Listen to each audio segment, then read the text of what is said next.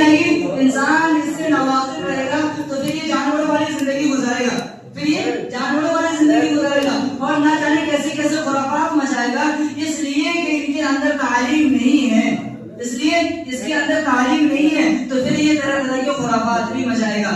ہماری ذمہ داری یہ بنتی ہے ہم اپنے اولاد کی صحیح تربیت کریں، اور جب ان کے اوپر خرچ کریں گے تو یقین جانے اللہ تبارک و تعالیٰ نے ان کے خرچ کرنے پر وہ مقام بھی عطا فرمایا ہے۔ اس لیے کہ اگر کوئی اپنے بچے کو حافظ قرآن بنانا ہے، اللہ تبارک و تعالیٰ میدان حشر میں ان کے والدین کو ایسے تاج پہنائیں گے، ایسے تاج پہنائیں گے جن کی روشنی سورج اور چاند کے سامنے بھی پھیکی پڑ جائے گی۔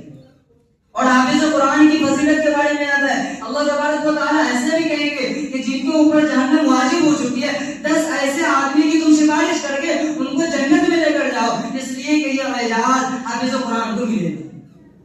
اور یہ تعلیم کب ملے گی؟ جب قرآن کریم کی تعلیم آئے گی اور احادیث نبویہ کی تعلیم آئے گی۔ اپنے بیٹے کو دینی تعلیم کے علاوہ اصلی تعلیم حاصل کروائے، لیکن سب سے پہلے یہ تعلیم ضرور حاصل کروائے، اسے پتہ چلے کہ ایمان کیا ہے، اسلام کیا ہے اور اللہ کی وحدانیت کیا ہے، رسول اللہ صلی اللہ علیہ وسلم کی سیرت کیا ہے، ہمارے اوپر کن کی کیا ذمہ داری بنتی ہے، ماں باپ کی کیا حقوق ہے، ہمارے بڑوں کی کیا ذمہ داری ہے، ہمیں چھوٹوں کے ساتھ کیسا سلوک کرنا چاہیے۔ اور جب یہ تعلیم آئے گا تو خدا کی قسم یقین جانے محلے کا ماحول چینج ہو جائے گا۔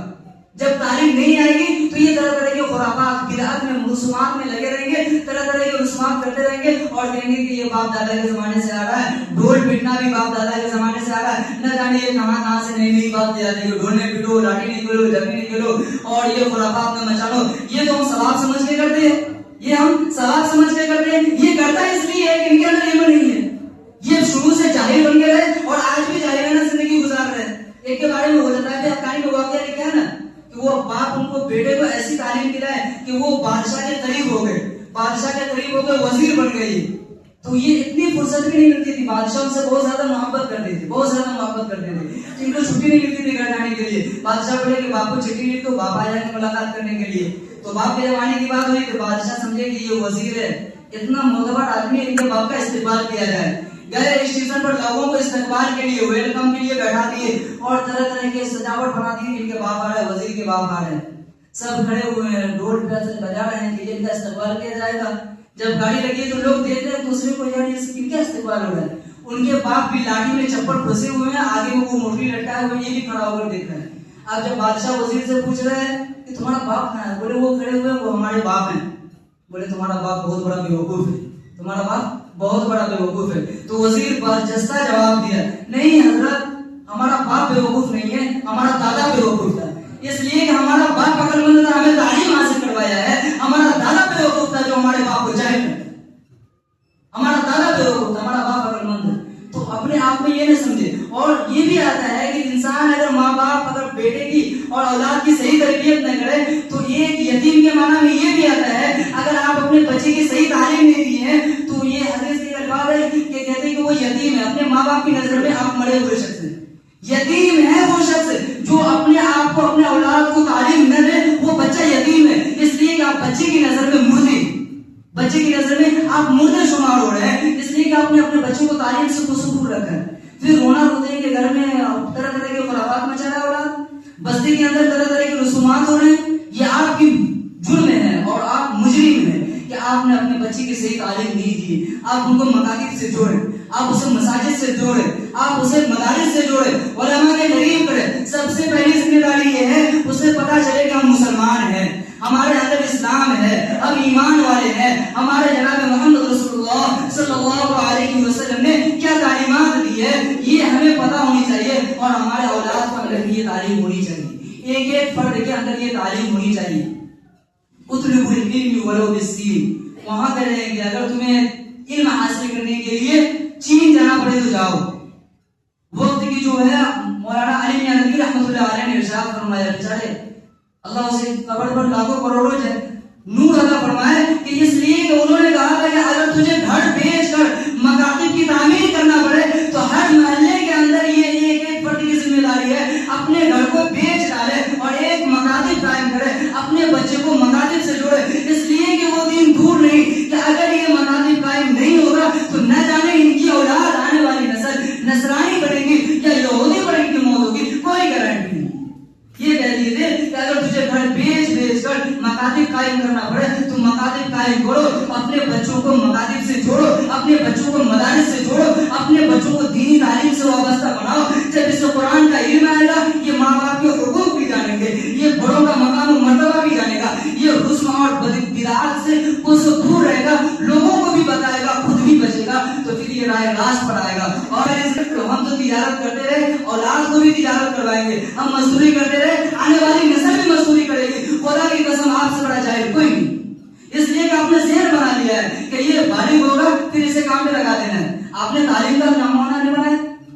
اگر وہ لاؤ والی زندگی گزار رہا ہے, اگر وہ بدعات میں مبتلا ہو رہا ہے, تو کل قیامت کے دن آپ کا گریبان پکڑا جائے گا. آپ نے اس کی صحیح تربیت نہیں کی ہے, آپ نے اس کو تعلیم نہیں دیا ہے. جب تک تعلیم نہیں آئے گا تو انسان کے اندر سے جراثیم, محلے کے اندر سے جراثیم کبھی ختم نہیں ہوگا. اس لیے کہ نمونے کے طور پر بتا دیا گیا کہ مکہ کے اندر جو ساری بدعات تھی, سارے خرافات تھے, اللہ تبارک و تعالیٰ نے سب سے پہلی جو بنیاد رکھوائی وہ بولے اقرأ بسم ربک الذی خلق, پڑھو اپنے رب کے نام سے پڑھو. جب تم پڑھنا شروع کرو گے یہ زنا کے اڈے ختم ہوں گے. تم پڑھنا شروع کرو گے, تمہارے اندر تعلیم آئے گی تو یہ زنا ختم ہوگا. تمہارے اندر تعلیم آئے گی, شراب کے اڈے پھوٹیں گے. تمہارے اندر تعلیم آئے گی, بدعت ختم ہوگا. تمہارے اندر تعلیم آئے گی, شریعت مطہرہ دین کو اوپر آئے گا. لوگ ایک دوسرے کو تعلیم کی بات کریں گے اور لوگ ایک دوسرے کو اخلاق رسول اللہ کی بات کریں گے. کب ہوگا؟ جب اس کے اندر تعلیم آئے گا. اور اگر تعلیم نہیں آئے گا تو پھر یہ بدعات کو بھی ثواب سمجھ کر کریں گے, خود بھی کریں گے, دوسروں کو لے کر بھی کریں گے, اور ثواب سمجھ کر کریں گے.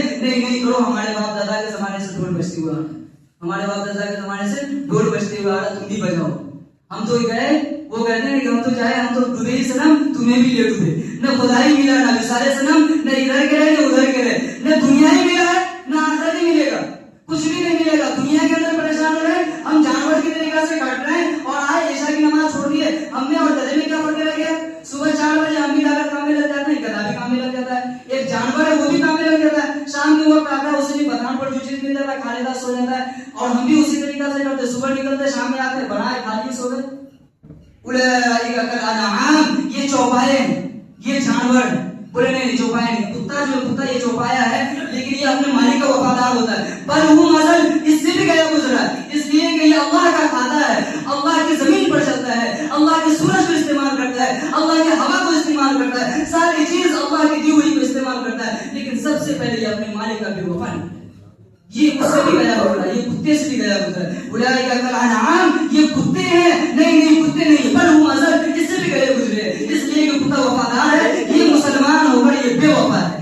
یہ پوری دین اللہ کا استعمال کرتا ہے, اللہ کے ہوا کا استعمال کرتا ہے, اللہ کی دی ہوئی رزق کا استعمال کرتا ہے, لیکن پوری دین گدھوں کے طریقہ سے کرتا رہتا ہے. اس میں فرصت نہیں ملتی کہ تعلیم حاصل کرے, اپنے اولاد کو تعلیم دے, اپنے اولاد کو قرآن کی تعلیم دے, احادیث کی تعلیم دے. اس سے یہ فرصت نہیں ملتی, اس سے یہ دماغ نہیں آ رہا ہے کہ ہمیں اپنے بچوں کو کیسا بنانا ہے. ہم خود بھی جاہل تھے, ان کو آنے والی نسل کو بھی جاہل بنانا ہے. نہیں, آپ سب عہد کریں اور عزائم کریں. اس لیے کہ طالب علم کا وہ مقام و مرتبہ ہے.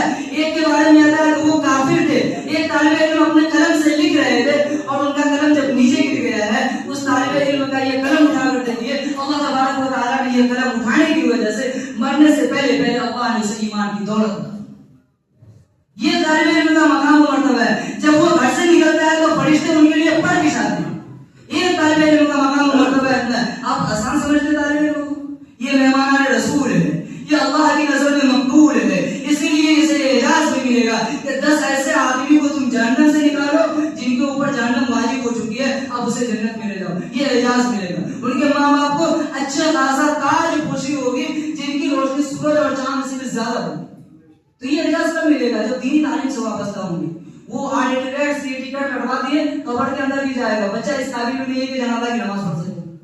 3 دن تک انتظار کرواتا ہے کہ فلاں آ رہا, فلائٹ سے آئے گا, اس کے بعد جنازہ ہوگی. پتہ چلا ان کو جنازے کی نیت بھی معلوم نہیں ہے, وضو کے فرائض بھی معلوم نہیں ہے, غسل کے فرائض معلوم نہیں ہے, آج جمعہ کی نماز پڑھنے کے لیے غسل کے فرائض معلوم نہیں ہے. کبھی شوق بھی نہیں ہوا کہ غسل کے فرائض سیکھ لے, وضو کے فرائض سیکھ لے. ہماری زندگی کٹ کے آنے والی نسل کی تو ذمہ داری بنے.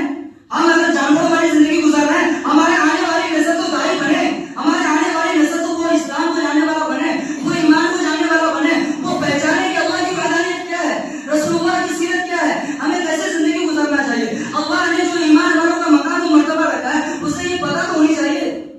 ہم اگر ایسے زندگی گزار رہے ہیں, ہم اپنے نسل کی تو حفاظت کریں. اگر اس کی حفاظت نہ کریں گے تو اس کے ایمان کی حفاظت نہیں ہوگی. آپ کی ذمہ داری بنتی ہے آپ اپنے نسل کی حفاظت کریں، انہیں مقاصد سے جوڑے، انہیں مدارس سے جوڑے، انہیں علماء کے قریب کرے، سب سے پہلے قرآن کی تعلیم دے، احادیث کی تعلیم دے، اس لیے کہ ایمان کے لٹیرے بہت سارے پھر رہے ہیں. شقیق بن حنیف کا یہ چل رہا ہے، رشید کا چل رہا ہے، طرح طرح کے مسیحا تیار ہو رہے ہیں، طرح طرح کے جھوٹے دعوے کرنے والے تیار ہو رہے ہیں. نہ جانے ہماری اولاد کی ایمان کب لوٹ جائے، ان کا کوئی گرم نہیں ہے. اللہ تعالیٰ ہم لوگوں کو ہمیں خیر کرنے کی توفیق عطا فرمائے، جب تک زندہ رکھے ایمان پر زندہ رکھے اور اولاد کی صحیح تربیت کرنے والا بنائے، آنے والے نسل کے ایمان کی حفاظت عطا فرمائے. وہ توفیق دیتا ہے.